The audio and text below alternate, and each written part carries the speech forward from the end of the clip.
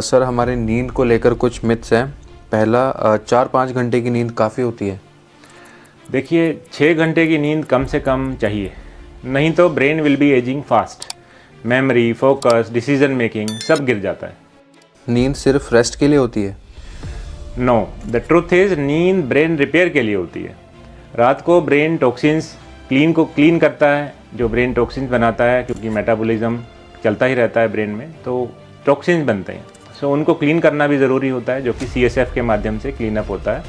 और रात को जो नींद है वो ब्रेन का रिपेयरिंग मोड है। ओके। वीकेंड में नींद पूरी हो जाती है?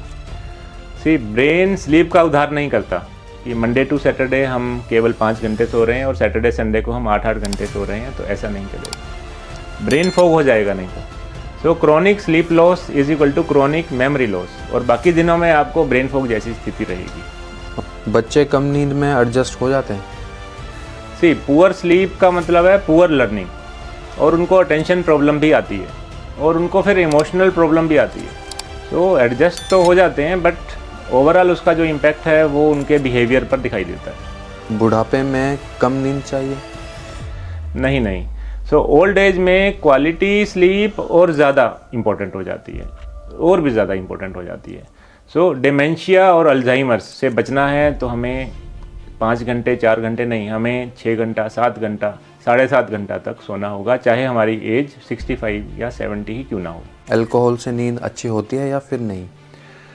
अल्कोहल हमारी जो 4th नंबर की स्लीप है, जो स्टेजेस हैं स्लीप की, उसमें जो 4th नंबर की है उसको REM स्लीप कहते हैं।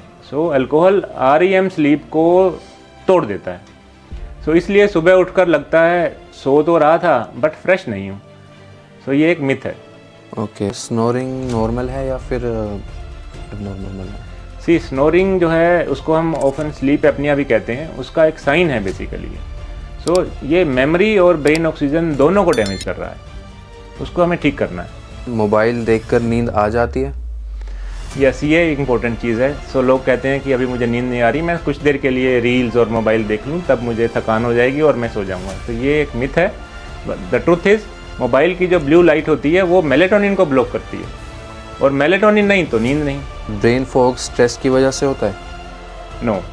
Truth is most brain fog का जो रीज़न है वो पुअर स्लीप साइकिल्स हैं, मल्टीपल साइकिल्स, एक साइकिल से नहीं, मल्टीपल, हर रोज़ पुअर स्लीप साइकिल्स। स्पेशली जो डीप स्लीप और REM स्लीप की कमी जो होती है वो आपको ब्रेन फॉग करती है। स्लीपिंग पिल्स नेचुरल स्लीप देते हैं? नो। पिल्स जो हैं वो नींद दिखाती हैं, ब्रेन को रिपेयर नहीं करती। मतलब ये एक शोकेस है, बट जबकि स्लीप जो है वो ब्रेन के नेचुरल मैकेनिज्म से स्लो होकर मेलेटोनिन रिलीज होकर सेरोटोनिन और बाकी सबसे नेचुरल वे में आना चाहिए।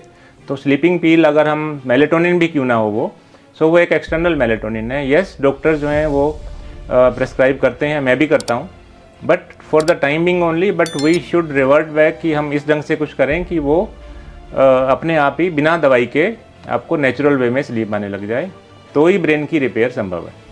मैं कुछ आपको बताना चाहूँगा, नींद जो है वो लग्जरी नहीं है, नींद ब्रेन मेडिसिन है। ठीक है, बच्चों की मेमोरी के लिए, एडल्ट्स की प्रोडक्टिविटी के लिए, और एल्डर्स के ब्रेन के प्रोटेक्शन के लिए। ओके। याद रखिए।